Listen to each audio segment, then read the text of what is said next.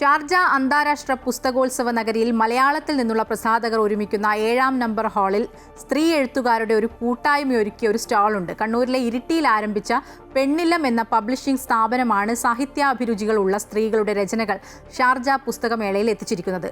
ഞങ്ങളുടെ പ്രതിനിധി ശ്രീരാജ് കൈമൾ തയ്യാറാക്കിയ റിപ്പോർട്ട് കാണാം. അന്താരാഷ്ട്ര പുസ്തകോത്സവ വേദി എല്ലാ വർഷവും വ്യത്യസ്തവും നൂതനവുമായ ചില ആശയങ്ങളും ആവിഷ്കാരങ്ങളും ഒക്കെ വായനക്കാർക്ക് മുമ്പിൽ തുറന്നിടുന്നുണ്ട്.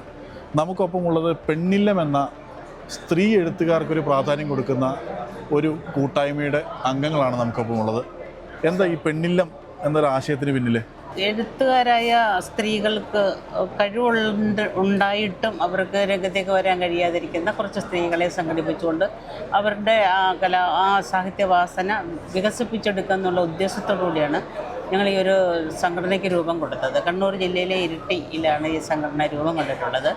താച്ചി എന്ന് പറയുന്ന ഒരു വാട്സപ്പ് കൂട്ടായ്മയായിരുന്നു ആദ്യം. വളരെ കുറച്ച് പേരുണ്ടായിരുന്നുള്ളൂ. അവരുടെ ആഭിമുഖ്യത്തിൽ ഒരു കവിതാ സമാഹാരം ഞങ്ങൾ ഇറക്കി. ആ കവിതാ സമാഹാരത്തിലെ ആത്മാനുഭവ കഥകൾ ഉൾപ്പെടുത്തണം, അവരുടെ സ്വന്തം അനുഭവങ്ങളായിരിക്കണം എന്നുള്ള ഒരു പുതിയ കൺസെപ്റ്റ് ഞങ്ങൾ കൊണ്ടുവന്നു. അതിലൂടെയാണ് 40 പേര് അങ്ങനെ എഴുതി. അങ്ങനെ അത് കേരളം മുഴുവനുള്ള സ്ത്രീകളെ ഞങ്ങൾ ക്ഷണിച്ചുകൊണ്ട് അവരുടെ 40 പേരുടെ ആത്മാനുഭവ കഥകളിലൂടെയാണ് ഞങ്ങൾ ഈ രംഗത്തേക്ക് വന്നത്. ആ പുസ്തകത്തിൻ്റെ പേരാണ് പെണ്ണില്ലം. 62 പുസ്തകങ്ങൾ കഴിഞ്ഞ വർഷം ഞങ്ങളിവിടെ പ്രകാശനം ചെയ്തു. ആ പ്രകാശനം ചെയ്ത പുസ്തകങ്ങളിലെ എല്ലാ തരം കവിതകൾ, കഥകൾ, നോവലുകൾ, പിന്നെ അനുഭവക്കുറിപ്പുകൾ, യാത്രാക്കുറിപ്പ്, പാചകം, ജ്യോതിഷം, അവരുടെ കഴിവ് ഏതാണോ അതിലെഴുതാൻ പറഞ്ഞിട്ടുണ്ടായിരുന്നത്. സ്വന്തമായിട്ടൊരു പുസ്തകം ആദ്യമായിട്ട് എഴുതിയവരെ കൂടുതൽ വരും. അപ്പോൾ അവരുടെ കഴിവുകളെല്ലാം തെളിയിക്കുന്നൊരു സംരംഭമായിരുന്നു. 62 പേര് ഞങ്ങളിവിടെ പ്രകാശനം ചെയ്തു.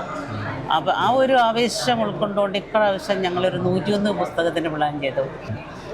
ഇങ്ങനെ ശ്രദ്ധേയമായ ചില എന്താ പറയുക രേഖപ്പെടുത്തലുകൾ കൂടി ഷാർജ അന്താരാഷ്ട്ര പുസ്തകോത്സവ വേദി ഓരോ വർഷം കഴിയുന്തോറും ബാക്കി വെക്കുന്നുണ്ട്. പുതിയ എഴുത്തുകാർക്ക്, സ്ത്രീകൾക്ക് പ്രത്യേകിച്ച് പ്രചോദനമാകുന്ന രീതിയിലുള്ളൊരു വലിയ പദ്ധതി തന്നെയായിട്ടാണ് ഇവർ വന്നിരിക്കുന്നത്. എല്ലാവിധ ആശംസകളും എന്തായാലും.